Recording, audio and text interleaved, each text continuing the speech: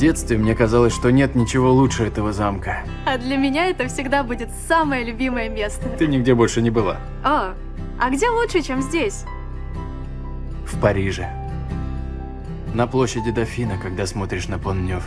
Если я закрою глаза, то представляю, что я снова сижу в том скверике.